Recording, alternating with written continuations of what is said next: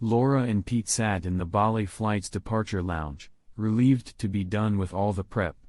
Laura, exhausted from last night's activities, eagerly awaited the vacation ahead. Pete, distracted by a message, reminded Laura to put her phone on airplane mode, but she hadn't brought it. Concerned, Pete showed Laura a threatening message on his phone, addressed to him. Laura reassured him it might be a mistake, but Pete admitted his wife knew about their affair. Despite their panic, they speculated it could be a wrong number or meant for someone else. They decided to call their contacts to check for anything unusual. Laura watched as Pete dialed the number, but there was no answer, so he left a message expressing his longing. Puzzled, Pete looked at Laura and asked if she would call her husband. "I left my phone behind, you can use mine," she offered. As she reached for the phone, they both realized the absurdity of the situation, and Laura began to feel regret for the first time. Their conversation was cut short by the boarding call. Though they stood in line together, they refrained from holding hands in public. Pete scanned the crowd for familiar faces as they made their way to their seats, amusing Laura. Seated, Laura rested against Pete's shoulder and he asked why she hadn't brought her phone. "It's part of my plan, I'll explain later," she promised. Once airborne, Laura pulled out her laptop and opened a document, revealing her strategy for their future together. She handed the computer to Pete, sharing her bold plan for their relationship's future. "My beloved husband, I adore you and you alone, just as I have for the past 25 years since we first met. Looking ahead, I eagerly anticipate the next 25 years and beyond, as it has always been my deepest desire to share my life with you. Each passing day, my love for you grows stronger, and I joyfully dedicate myself to caring for you and our beautiful children. Apart from occasional visits to friends, I have seldom asked for anything for myself, knowing your love for me and your desire for my happiness and contentment. Now, in the spirit of our mutual love, I want to discuss something important. I've deliberately given you 2 weeks to consider my proposal, as I fear that discussing it face to face might lead to misunderstandings. For this reason, I've left my phone behind to ensure uninterrupted contemplation. Understand, I'm not attending any work-related event and no one there knows my whereabouts, so attempting to reach me would be futile. My dearest, you are a remarkable lover and I cherish every moment in your embrace. However, I must admit a longing for closeness with others, a desire that weighs heavily on me. Please, before you react, hear me out. I plan to spend 2 weeks away with a coworker, but I assure you, I've never been unfaithful to you, nor will I ever be without your full consent. Here's my proposal. With your understanding and approval, I wish to explore carnal relations with other men. My desires have evolved to a point where the love and skill you offer may not suffice. Rest assured, it will never involve anyone you know, and I vow to maintain utmost discretion. If even a hint of suspicion arises among our acquaintances, I'll cease immediately. Know that you'll always have me whenever you desire, and our closeness will remain unchanged. This arrangement won't alter my feelings for you or our lovemaking in any way. Please take these 2 weeks to ponder it carefully. If you truly love me as you profess, consider this a chance to demonstrate it. I trust your love for me, and that trust will comfort me during my absence. Please, my dear, reflect on this over the next 2 weeks. If your answer is no, I'll respect your decision and welcome further discussion. I'll try not to take offense at any harsh words or doubts you express. If your answer is yes, a simple affirmation will suffice, and we needn't dwell on the matter further, though I'm open to discussion if you wish. With all my love, Laura. Pete finished reading and exclaimed, "Pretty impressive, right?" "I borrowed some lines from an erotic story I found online," Laura admitted. "Why call it an investment in our future? Asking for permission to be with someone else is a big deal," Laura thought to herself. "I can handle 2 weeks with you, but finding your replacement is another story," Pete remarked. "You seem confident he'll agree," Laura noted. "I made it seem like he has a choice, but if he says no, we'll continue sneaking around," Pete explained. "Thoughts?" Pete asked. "Logical and decisive," Laura replied. But his decision won't be based on logic. I hope he's not too proud, Laura worried. He won't be offended. I spent days perfecting it, Pete assured. Regardless, men are sensitive about their performance, Laura cautioned. Either he gives in or gets defensive, Pete predicted. I disagree. He'll appreciate my honesty and think it over carefully, Laura insisted. If I ask first, it's risk-free. Pete observed his prospective lover with skepticism, realizing her deceitfulness. Despite his own fib to gain freedom from his wife, Laura's manipulation troubled him. He casually inquired about her previous story, only to learn her husband had kicked her out, likely to divert her doubts. Concerned, Pete changed the subject, hoping she wouldn't act on her letter's proposal. During their innocent vacation, Laura mentioned encountering a disturbing individual at international registration. She described his unsettling gesture of slashing his finger across his throat. Laura casually asked for details, dismissing it as typical odd behavior. However, when Pete described the man's appearance, Laura abruptly turned serious and retrieved her laptop, pulling up a picture of herself with a man in front of a house. With a worried tone, she asked if the man in the photo was him. It resembled him, but she couldn't be certain. Laura scrutinized Peter, wondering if he had a reason to deceive her. She pondered if he feared her husband had caught on, making her unavailable for 2 weeks. It dawned on her that Peter's willingness to cheat made him untrustworthy. What was the guy wearing? Laura asked. Pete explained he dropped her off at the domestic terminal and doubted he could have followed her to the international one. Laura remained skeptical, needing further distraction. Is that your house? Laura asked, seeking diversion. She described their beach property, boasting about its collapsible design and artistic interior. Each room had a unique theme, earning them awards for the design and clever land usage, including a creek running beneath the house. The conversation shifted to their families, a topic they had avoided. Pete discussed his 2 children, aged 6 and 8. Laura mentioned her 3. Sarah, 23, a recent law school graduate working as a real estate lawyer, and her 2 younger sons, Daniel, 16, and Larry, 13. Laura tried to distract herself, jotting down notes about her family. Uncertain if her husband was monitoring her, Laura couldn't make plans. She focused on safeguarding her home and family, berating herself for not facing reality sooner. She meticulously packed for her supposed business trip, sneaking in items for her Bali getaway. Her husband remained oblivious, and they made love as usual. Laura went to work on Friday, arranging for her husband to pick her up. They spent time with the kids before making love late into the night, fueled by Laura's anticipation and her husband's ignorance. Saturday morning came early, and Laura headed to the airport.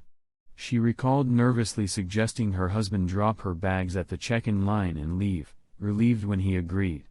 As she watched him leave, his impatience struck her differently. She compared his behavior to her meticulous planning. No one from her job knew about her trip, and her husband didn't know her colleagues.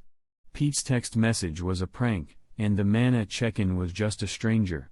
Laura tried to calm herself, considering the consequences if her husband discovered her deception about her destination. She realized the seriousness of her actions, especially in light of the letter's contents. During the flight, Laura focused on destroying the letter and convincing herself she was worrying over nothing. Laura, always prepared for any situation, wrote a detailed letter to Sarah, though she couldn't send it until later. She asked Sarah to perform 2 tasks, switch Laura's phone to Pete's number, and retrieve a personal letter from under her father's pillow, emphasizing its private nature. Laura trusted Sarah's discretion and closeness to follow her instructions.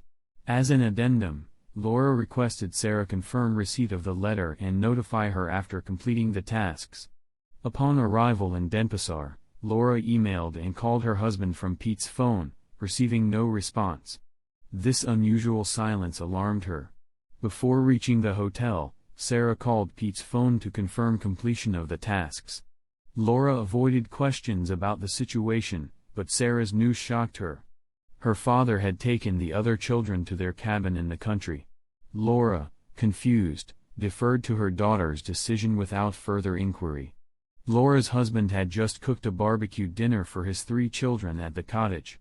They begged him to take them camping to catch wallabies for their favorite campfire stew the next day. Sarah sensed her father's distraction, but didn't press him. During a family meeting, she broached the topic. "Is it because of Mom?" she asked. "Yeah, she's been acting strange for months now, emotionally withdrawn," her dad replied. "Yesterday and this morning I found out some odd things." The room grew tense as her father continued. "Your mom told me she's going on a 2-week work course overseas. That's exactly what she told all of you. Yesterday I saw her talking to a man at her office and something felt off. I recognized him as Peter Auer.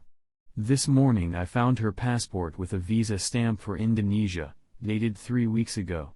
Bali, where she was reading a brochure last month, is in Indonesia. It's not just interstate, it's overseas." He paused, contemplating his next words. "I didn't confront her. Accusing someone of cheating without proof, especially someone you love, is serious." Sarah stepped in, reminding her father of their family values: honesty, integrity and respect. The solemnity in the room deepened as they allowed their father time to process his thoughts. "This morning Mom asked me to drop her off at the domestic terminal and leave." Their father began, his voice heavy with emotion. "I agreed, but instead I went to the international terminal. I saw Mom checking in for a flight to Bali with Peter Auer, someone from her work. I was too stunned to confront her." Sarah asked. "Do you think Mom lied to us?" "Yes, Sarah, I believe she did," their father admitted, turning away, visibly pained. Seeing him like this, they all enveloped him in a comforting embrace, willing to do anything to ease his anguish. Sarah stepped up once more, asking her father what his plan was. He admitted uncertainty, emphasizing that infidelity would be the end of their marriage. He sent a warning message to both his wife and the man she was with, delaying a decision until he had time to think. Sarah revealed that her mom had left her phone at home, meaning she hadn't received the message. She offered to contact her, but her father refused, insisting her mother must answer for her actions without coercion. Sarah then shared the phone number her mother had provided, matching it with a number on a business card her father had. This confirmed his story's truthfulness. But there was more.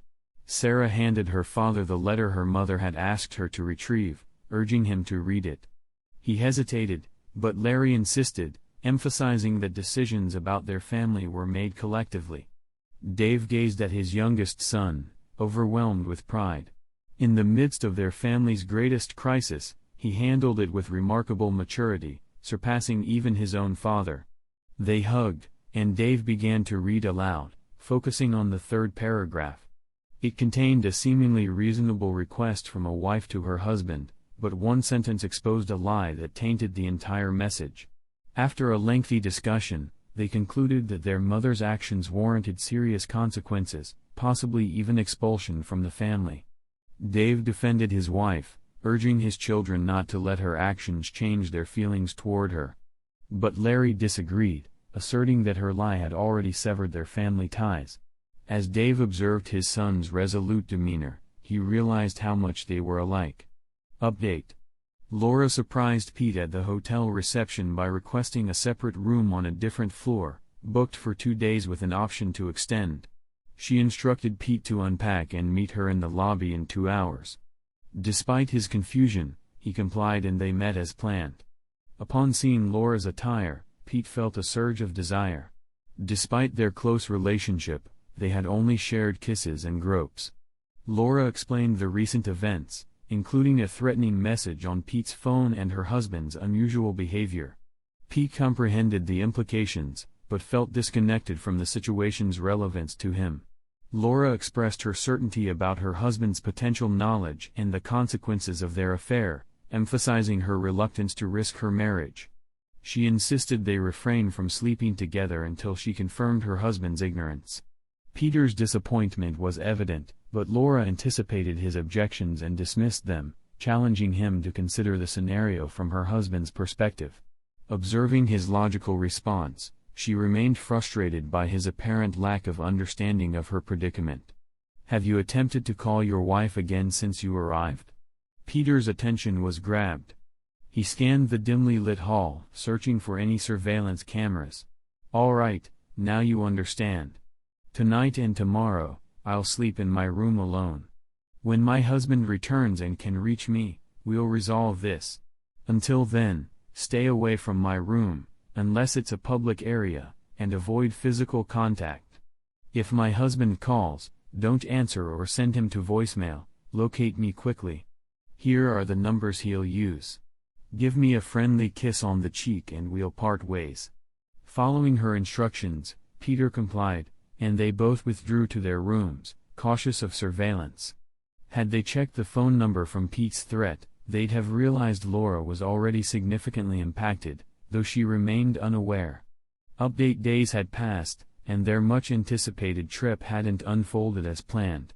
They dined in the hotel restaurant, refrained from physical contact, and Laura dragged a reluctant Peter to multiple clothing stores for new outfits.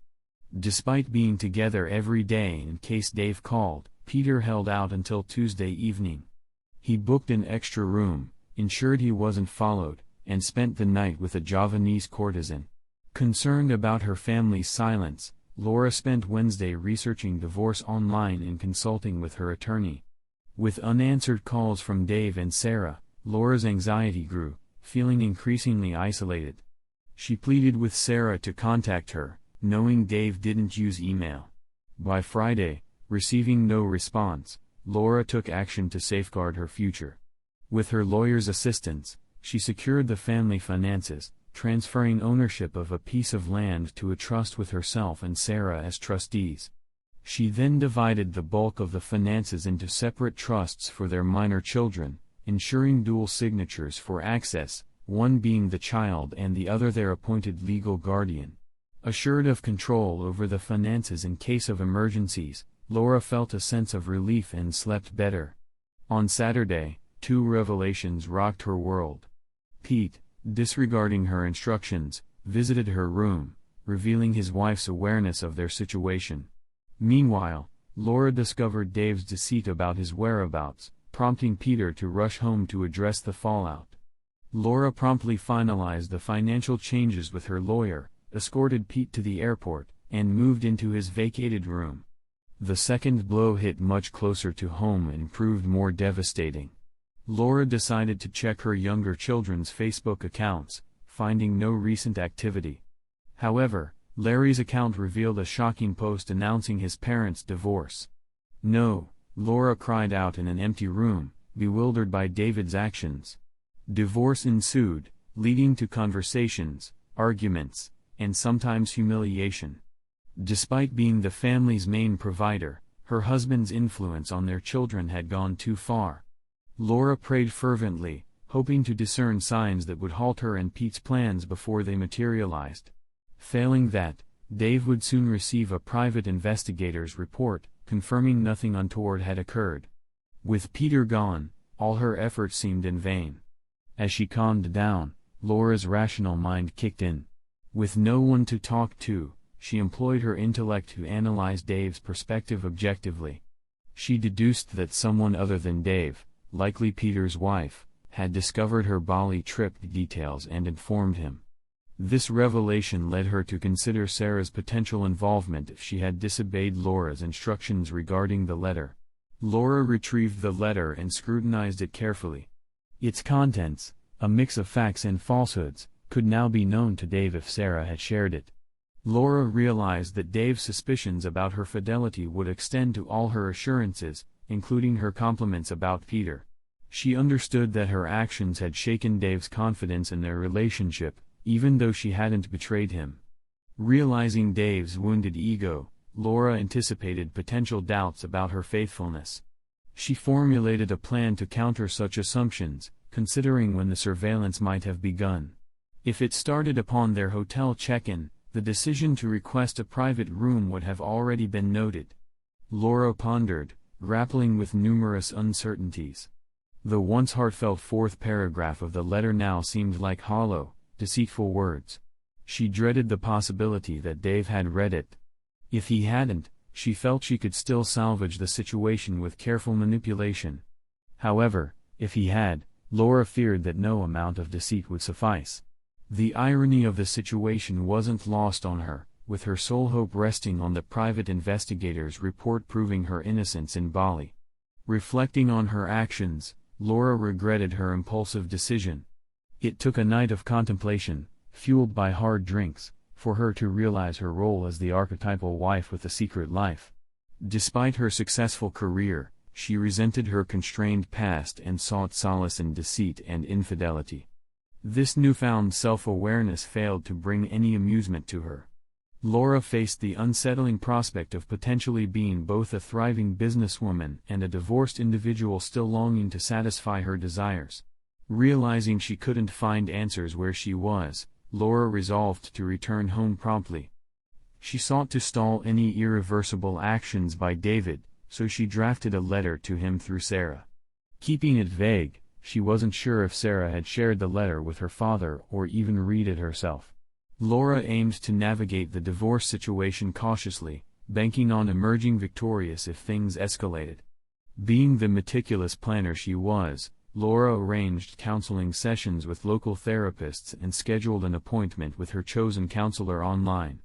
Afterwards, she prepared for a day tour she had booked earlier, intending to call the airline before departing. Update: Sarah enters her father's house and catches the tail end of a conversation between him and the neighbor. "So, besides informing Peter's wife about your suspicions, what else have you done, Dave?" "Nothing. Hi, Sarah. You know John Smith from next door, right? He's a lawyer, too. He's kindly agreed to give me some advice." "Oh, come on, Dave. After all the landscaping tips and assistance you've provided me over the years, not to mention all the tools you've lent me, this is the least I can do." "Hi, Sarah. Hey, John. Are you here to assist Daddy with his divorce?" Well. Who's talking about divorce?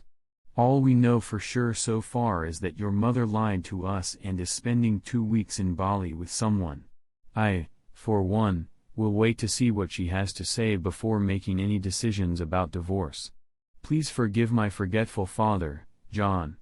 He can be quite naive sometimes. Yesterday, Mom's lawyer called me and to sign a trust agreement that effectively relinquishes Dad's control of some family assets. Then we checked all the bank and investment accounts and discovered that most of it has vanished. She's doing everything possible to absolve you, Dad. Admit it. And now this finally reveals her true colors. Sarah handed her father 2 pages of the printed letter. He glanced over them and then passed them to John. "Dear Sarah, would you mind printing out the attached document again and giving it to your father? I'm counting on your discretion not to read it. It pertains to personal matters between him and myself. Dear David, I expect you've already figured out that I misled you about the purpose and destination of my trip this week. When I return, we'll have a discussion about it and I hope you'll hear me out as you always have.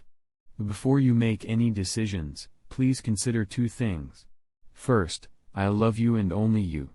This has never changed and never will. Second, since we committed to each other all those years ago, I've been faithful to you. I've never been carnal with anyone else. I understand recent events may have caused you to doubt this and I'm willing to take any necessary steps to prove my loyalty. I suggest a lie detector test upon my return, maybe even right after I land if it's possible. You can ask any questions you like once we address this issue. I want to apologize for any disrespect you feel I've shown you. Please don't make any hasty decisions. We both know the consequences of divorce. You'd lose the home you've put so much effort into and half of our retirement savings. Think about the impact on our children. Divorce often divides families and as you know, mothers usually gain custody. Having Sarah and Danielle on my side is expected, but it would be devastating if it created a rift between them and Larry. I know how much you love the kids and not being able to see them whenever you want would be unbearable for you. So please, hold off on any actions until I've had a chance to explain. Looking forward to seeing you soon. Your devoted wife, Laura. John finished reading the letter. If we didn't know what she was doing behind the scenes, this would be really compelling emotional material. What do you mean, John? Dave, you have to realize, in my line of work, I've seen all sorts of tricks. This one is pretty common. Your wife decides she wants out of the marriage. She finds a replacement, takes him for a test drive during a 2-week vacation. It's what's called an affair on the road. If she decides he's the one, she'll come back, quietly move all the assets out of your reach and then file for divorce. The really cunning ones poison the relationship between innocent parents and their children first, just like Laura started doing with Sarah. Writing a letter portraying you as a wimp that Sarah was allowed to find is one of the most subtle things I've ever seen. The best way to win in a divorce is to deal your partner a complete blow, limit their access to good advice. That means leaving you penniless and then making your children choose who to stay with. In this case, it's between a mother's welfare in the family home and a broke father living in the slums. But surely there must be another explanation. I can prove it. Contact 3 of the best divorce attorneys in town. The one or ones who refuse to take your case are already representing her. I bet she gave all 3 of them an upfront fee to keep you out of the case. If you go broke and get a better lawyer, this bluff has a better chance of working. What's the bluff? This whole letter is a bluff. Dave, her lawyer must have already advised her that getting custody of kids as old as yours isn't as easy as it used to be, especially since you have a good chance of being considered the primary caregiver. The purpose of this letter is she wants you to stop taking any action while she finalizes preparations for the ambush. Her problem is that you found out about her plan before it was fully worked out. When her plan is finalized, she'll want the divorce completed as soon as possible, certainly before Larry turns 14 and can choose which house he wants to live in. Expect her to push for you both to see a counselor. In this country, the courts will only grant a divorce if you've lived apart for 12 months or if a counselor deems the marriage irretrievable. She may even choose the counselor and use threats to push you. It's common for women to initiate divorce these days. Dave excused himself to ask John who the best divorce lawyer in the area was. He called, gave his name, and requested an appointment. He was informed they couldn't take his case. Unbeknownst to Dave, the top divorce attorney in town had a full caseload, and his secretary was instructed not to accept any new cases yet. Dave returned to the break room. Okay, John, I trust you. What's my next step? First, give me permission to freeze all finances not already under Laura's control, then limit her access to any remaining shared funds. How do I go about that? Start by canceling all joint credit cards. But I still feel uneasy. She's convincing about still loving me, but it doesn't match the threats in the letter's second half. Dad, are you certain Mom lied? Yes. Sure, Sarah. Do you lie to those you love, Dad? No, I don't. What did you always teach us about successful partnerships? Love, trust, and respect, right? How many of those do you see now? One, it seems. And how much is Mom demonstrating? None. There you go. Update. When Laura tried to pay a fine for changing her flight, both her credit cards were declined. Rushing to an ATM, it also rejected her. In crisis mode, she knew hotel and meals were prepaid, but her traveler's checks wouldn't cover much. With no friends to borrow from, she hesitated to ask her parents for help, fearing their questions. She emailed her lawyer about the bank accounts, preparing for a week of no spending before her return. Reflecting on her once simple plan now entangled with Dave's ruin, she realized he must have suspected her affair, unaware of her financial moves. Alone in her room, 2 emails deepened her despair. One blamed her for ruining a marriage, while the other, forwarded from her own message, questioned her deceit. Realizing her children weren't spared, Laura wept for their disappointment and loss. She assured Danielle she'd explain upon her return, but her daughter's immediate response cut deep, questioning her choice over spending time with them and their father. Laura wept again. It was a hectic and dull week on a strict budget. With little to do besides lounging on the beach, she brought along a towel. After just an hour she left for the hotel, realizing returning with a tan would contradict her claims. Frustrated, she sent a lengthy letter home via Sarah, hinting at errors in judgment and feeling unappreciated as a wife and mother. It vaguely mentioned her self-worth, emphasizing her fidelity to Dave. Despite lacking an apology, it urged against hasty decisions until they could talk. Not typical of a confident businesswoman, she sent it and waited. Update. Okay kids, let's discuss what to do when your mom returns. It's surprising she's staying, so let's assume she'll be back Friday. Sarah, you first. Her recent letter showed disrespect and dishonesty regardless of past lies. I'm done if she doesn't change. Danielle, your thoughts? She may not understand. Larry? I'll stick with you, Dad. I think your mom went off track after her promotion. If she shows remorse, we'll consider another chance. Agreed? Sarah nodded, seeing stability as key for the younger ones. Dad, despite her last letter, I've seen no remorse. So I have a plan to make her realize the gravity of her actions. Afterward we'll see how she responds. That's the plan. Update. Laura was surprised by the return letter from Sarah, addressed to Dave and the kids, detailing her expected return late Friday night and plans for a polygraph test. A sense of failure loomed over her. Despite feeling ordered around, she decided to go along with their plan, knowing it was crucial to convince Dave she kept her vow. While relieved her lie detector offer was accepted, she pondered potential questions, fearing they might delve into her past behavior. Anticipating questions too much could raise her stress level, risking false positives on the polygraph. Despite considering her husband's potential questions, Laura practiced her responses. She arrived at the airport as scheduled, keeping her arrival time secret. Opting for a cab, she reasoned her family wouldn't be waiting at the wrong terminal. However, her arrival felt far from her expectations. At the polygraph waiting room, she underwent pre-test procedures, feeling embarrassed as the technician examined her recent history. Mrs. Brown, the format of the questions I have is rather unconventional.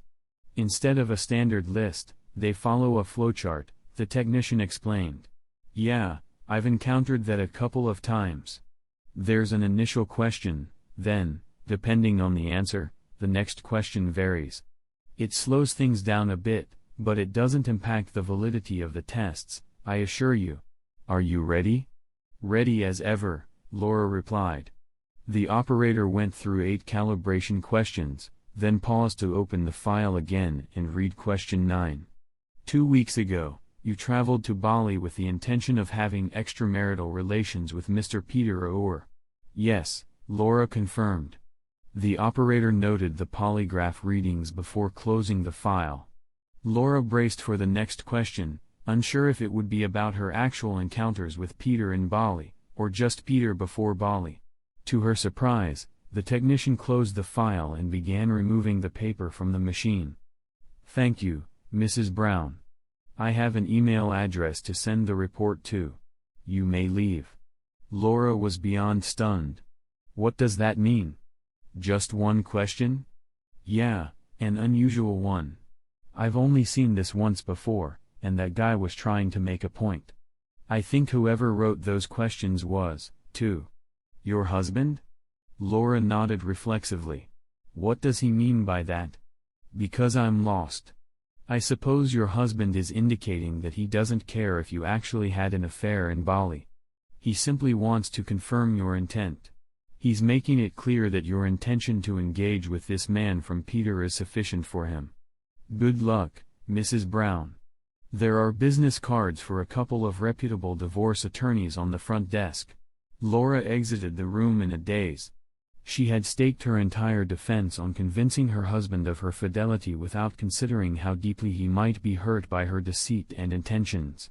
Frustrated and angry, Laura made a critical error by rushing home without taking time to think rationally. Believing it had become a battle of wills, she was determined to retaliate against Dave's initial move. As the cab dropped her off in her neighborhood, Dave, Daniel, and Larry exchanged somber looks from their car across the street, grateful for the preparations they had made the night before.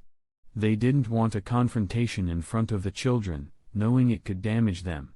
Ensuring their phones were off, they retreated to the room they had arranged for Laura. Update. Laura remained silent until Monday, leaving a glimmer of hope that she had used the time to reflect. However, this hope was dashed when Dave received a letter from Sarah late Monday night.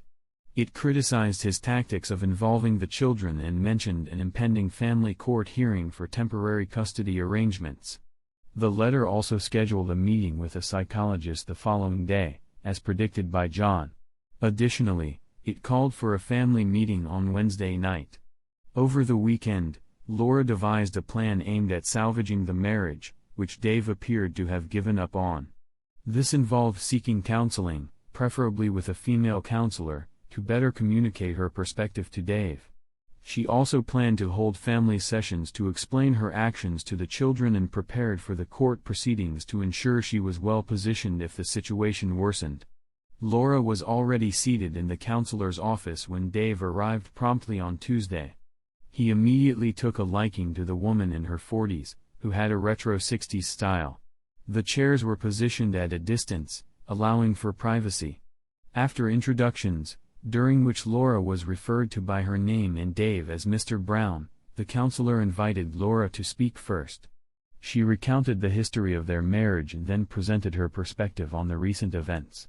Laura admitted to straying from her usual fidelity, acknowledging her mistake in lying to her family and meeting another man, though she emphasized there was no physical infidelity. Upon leaving the session, Laura was shocked to discover her credit cards had been canceled. She expressed regret for her actions and expressed a sincere desire to move past the incident and rebuild her marriage with Dave. The counselor then turned to Dave and spoke on behalf of herself and their children. She addressed the children's grievances, highlighting Laura's deception and absence during a significant portion of her annual leave. Dave clarified that he hadn't initiated surveillance on Laura during her trip to Bali, surprising Laura, who had expected otherwise. He explained that it was only after their daughter discovered evidence of Laura's financial maneuvers that he was advised to cancel his credit cards to protect their family's finances. Once again, Laura was taken aback. She hadn't realized her precautions had been uncovered, nor had she considered how they might be perceived. The fact that both her daughters were actively working against her only added to her frustration.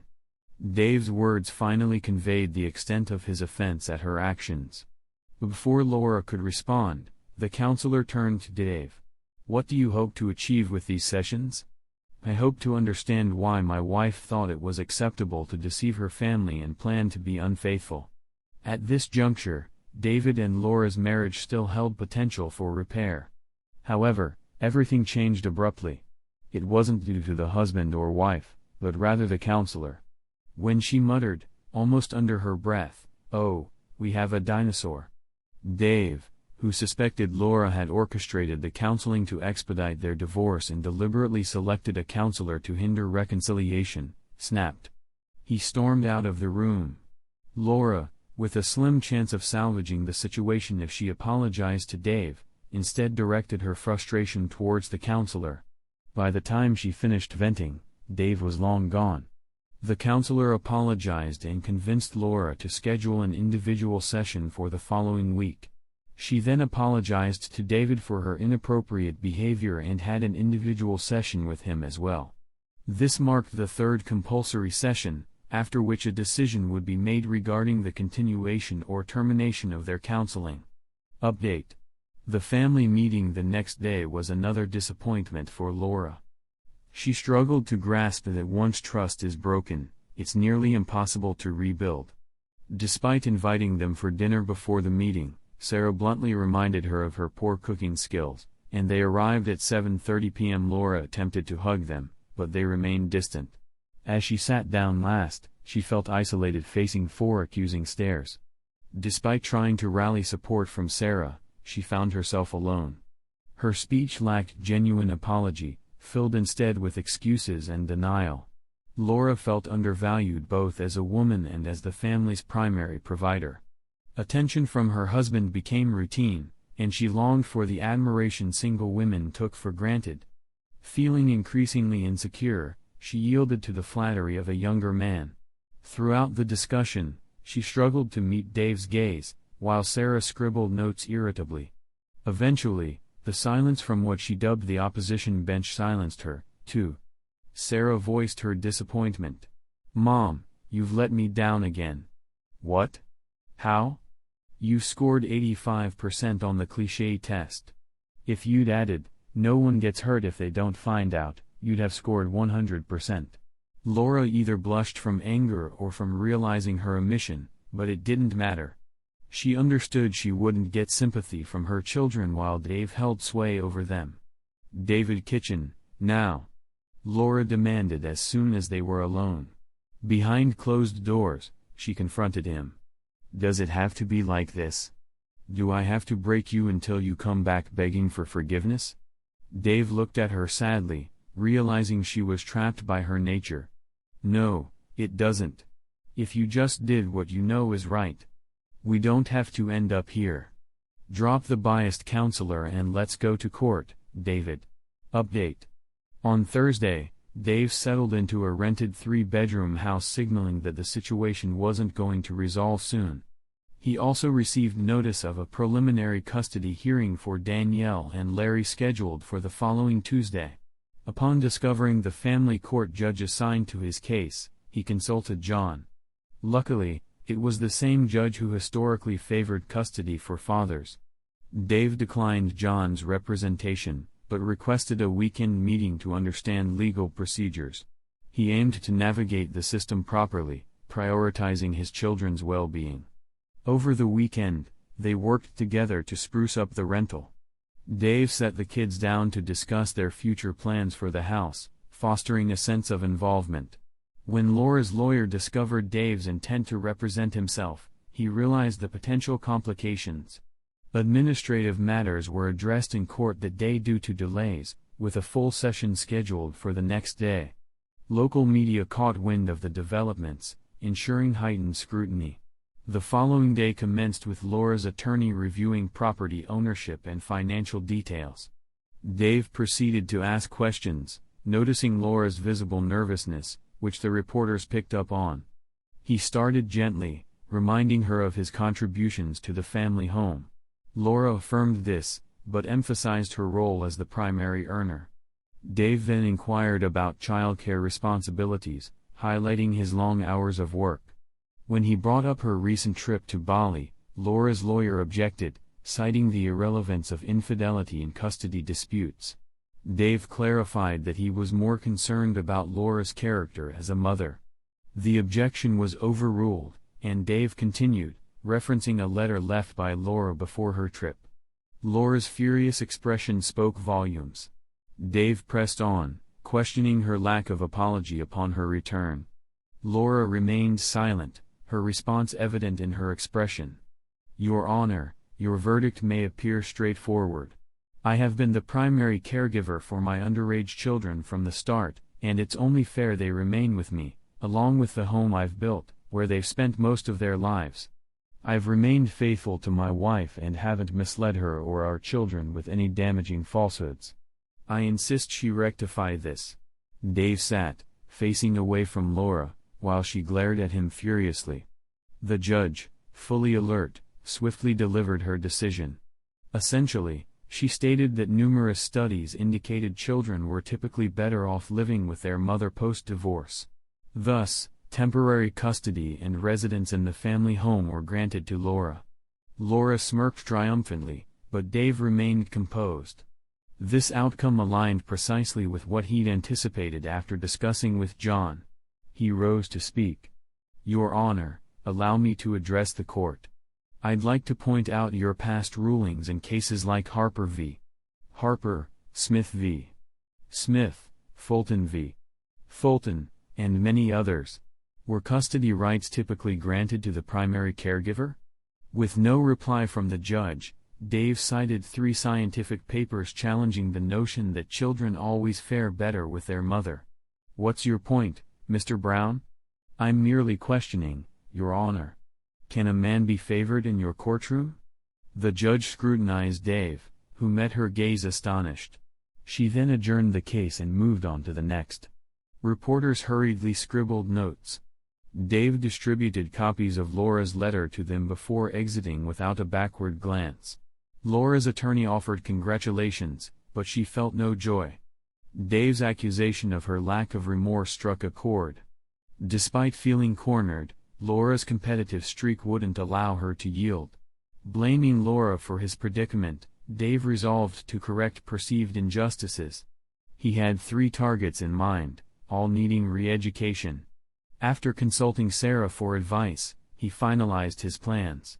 Upon returning home, he enlisted the help of a federal official to lodge a complaint against the biased judge. He then persuaded Danielle and Larry to spend at least 2 nights with their mother, equipping them for the next phase of his strategy. The following day, 2 critical newspaper articles about Laura and the judge were circulated. Dave saved them and shared them with a contact for further dissemination. Update: Laura arrived home on Wednesday afternoon to find Daniel and Larry there, but their demeanor indicated their protest. When she asked them to prepare school lunches for the next day, their responses were curt. She ended up giving them money for the canteen as she hadn't stocked suitable ingredients. Rushing to change for her counseling session at 5 p.m., Laura outlined her conditions for reconciling with Dave, consuming half the session. She then disclosed 2 prior inappropriate relationships, downplaying their significance. Expressing confusion over Dave's reaction, Laura was warned by the counselor that reconciliation seemed unlikely due to Dave's focus on her intentions rather than actions. The following day's session with Dave was brief and tense. He presented her with 2 choices: find a new counselor, or acknowledge the irretrievability of their marriage. Concerned about potential professional repercussions, the counselor swiftly reported the dissolution of the marriage. She feared further complaints to her professional body could jeopardize her career. Upon Dave's arrival home, he found Danielle and Larry already there, appearing comfortable. A police officer arrived, informing Dave that his children were violating a family court order. Although Dave clarified it wasn't him but his children, the officer warned that forcibly removing them would be considered assault. The children refused to comply when asked to leave with the officer, who left to seek further instructions. Laura then abruptly entered the house. "David, this doesn't have to be our reality. Just let Danielle and Larry come with me. Give me the house and I'll be fair with visitation and property division. Laura, please respect my space. I won't coerce the children into a situation they're not comfortable with, which goes against their morals. David, we've known each other for years. You know me. I'm not a bad person." "That's precisely it, Laura. I don't know you anymore. The woman I married wouldn't have done what you did. She wouldn't have shown no remorse. And she certainly wouldn't have issued an ultimatum to our counselor. Especially after I learned in counseling yesterday about your attempts with 2 other men before Peter. What did I do to deserve this? And what's your plan now?" Laura felt ashamed realizing the counselor's betrayal. She refrained from directing her anger at Dave, focusing it instead on the counselor. She's not supposed to disclose that. Dave didn't respond to Laura's outburst. But instead she stormed off in anger. Dave took action, removing the tape recorder Daniel had planted in Laura's purse before and after the counseling session. He believed justice would be served. And it was. The counselor was dismissed 3 days later. With 1 problem resolved, 2 remained. Child Services attempted to intervene. But the children adamantly refused to leave, preferring to stay with their father. Laura spent the following week trying to regain her children's favor. But they distanced themselves from her. Dave, seeing no progress, hired John as his divorce attorney and verified Sarah's advice. A week later, Sarah informed Dave that Laura was going on another business trip. Throughout the entire week, Dave took time off work to support the children, while Laura learned the outcome of her scheme. Returning home the following Friday, she was met with a surprising sight. Her once beautiful home had been replaced by a damaged building bought at an insurance auction. Feeling a mix of rage and sadness, she discovered that the land belonged to her, but the house did not. Realizing she had been deceived, she made futile attempts to reclaim her assets, only to find out that Sarah had legally acquired them. Laura's last act before losing her composure was to lament her own arrogance and the loss of her family's support. "Do you truly harbor such animosity towards me?" Dave's somber response came swiftly. "We don't harbor animosity. You always knew I'd do whatever it takes to safeguard our family. It's just regrettable that you've placed me in a position where I must shield them from you," signed Dave. Laura packed her belongings and checked into the motel. On her way, she passed by Sarah's neighborhood to see the modules of her old house neatly arranged, awaiting installation. Upon receiving Dave's divorce papers at work on Monday, she spent an hour deciphering the seemingly generous terms. The agreement granted her full ownership of jointly acquired property, with expenses deducted for her actions, including those in Bali. It also accounted for divorce costs and financial fraud ramifications. Laura requested the children be given custody choice for family unity. Laura consulted her financial advisor about revoking the trusts for her children, but was informed it wasn't possible. She attempted to change counselors, but without Dave's consent, it was futile. Dave reminded her he had proposed a new counselor earlier, which she declined. Realizing her options were limited, Laura reluctantly signed the divorce agreement, understanding it was her best outcome. Assuming custody of Danielle and Larry, Laura would inherit assets from their trusts, only losing the value of one land parcel. With paperwork finalized swiftly, the divorce proceeded rapidly. Laura knew their family court judge's bias favored women, often advising male clients to settle. Confident in her scheme's success, Laura relaxed, contemplating Dave's reaction and whether he'd accept her terms or succumb to financial ruin. Update: Laura entered the courtroom with renewed confidence, only to be unsettled by her lawyer's concerns about a woman in the gallery. The judge, announcing her retirement, seemed displeased, setting a tense tone for the proceedings. Arguments ensued over legal fees, with Laura objecting to Dave's demand. Despite her lawyer's efforts, the case took a downward turn, lacking substantial evidence. The judge, seemingly biased, awarded custody to Dave, praising his generosity and property division. Laura, shocked by the verdict, left feeling blindsided. Returning home, she faced the reality of selling her old house in an undesirable neighborhood at a low price, realizing her plans had unraveled. Once a marvel of design thanks to Dave, Laura's old house was now being relocated. Disheartened to find only an agent instead of the new owners, Laura left. Back at her new place, she pondered her meager earnings from the ordeal. Reflecting in her journal, she resolved to handle future urges differently and to offer apologies promptly. Weeks later, she humbly visited the new homeowners with champagne, contemplating lessons learned. In parting, she offered advice, urging self-reliance and respectful treatment of loved ones. As for Australian phrases, she shared translations for clarity, emphasizing the nation's irreverent spirit and skepticism toward authority, often exaggerated by politicians. "Apologies for my silence, I'm currently incarcerated. I find solace in tales of past heroes, like the Dutch boy who famously halted a flood by plugging a leaky dam. Inspired, I attempted a similar feat. Now, I'm serving time, hoping for release in 6 months." As for political anecdotes, even leaders like Gough Whitlam, known for his wit, faced scrutiny. Pressured about his stance on feticide, he famously quipped, "Madam, I am in favor of feticide and in your case I would make it retrospective," earning a surprising boost in approval ratings.